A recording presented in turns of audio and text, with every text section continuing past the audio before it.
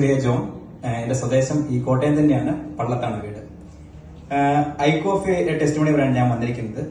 ഏകദേശം 1.5 വർഷം മുൻപ് എന്റെ ഗ്രാൻഡ് മദർ, 82 വയസ്സുണ്ട് ഇപ്പം, അതായത് 80 വയസ്സ് കഴിഞ്ഞപ്പോൾ ഗ്രാൻഡ് മദർ ആണെങ്കിൽ ഒരു 8 വർഷമായിട്ട് ഷുഗറിന്റെ മെഡിസിൻ എടുത്തുകൊണ്ടിരിക്കുകയായിരുന്നു. ഒരു പ്രായത്തിന്റെ പ്രശ്നം കാരണം ഒരു ദിവസം ഹോസ്പിറ്റലൈസ്ഡ് ആയി. കോട്ടയത്തെ തന്നെ പ്രശസ്തമായ ഹോസ്പിറ്റലിൽ ഹോസ്പിറ്റലൈസ്ഡ് ആയി. അതിനുശേഷം ഞാനായിരുന്നു ബൈസ്റ്റാൻഡർ അവിടെ. ആ സമയത്ത് നഴ്സ് വന്ന് ബ്ലഡ് ഷുഗർ ചെക്ക് ചെയ്ത് നോക്കി. ലാബിൽ റിപ്പോർട്ട് വന്നു. HbA1c 8 അടുത്തായി. രാവിലത്തെ ഫാസ്റ്റിംഗ് ബ്ലഡ് ഷുഗർ തന്നെ 250 മുകളിലുണ്ട്. അപ്പം ആ ഒരു അവസരത്തിൽ ഡിസ്ചാർജായി ഞാൻ തിരിച്ച് വീട്ടിലെത്തിയ സമയത്ത് ഈ ഒരു പ്രോഡക്റ്റിനെ കുറിച്ച് ഞാൻ കേട്ടിട്ടുണ്ട്. പ്രോഡക്റ്റ് പരിചയപ്പെടുത്തി തന്ന എന്റെ സഹപാഠിയായ സിബി ചാക്ക എബ്രഹാം ആയിരുന്നു.